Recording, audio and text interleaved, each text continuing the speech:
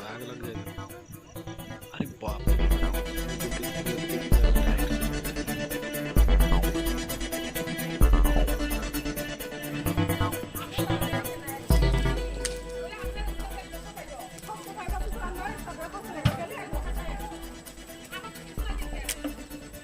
अरे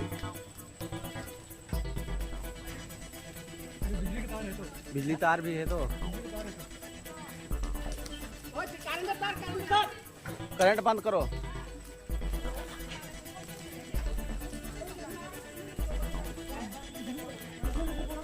fire service करो, fire service.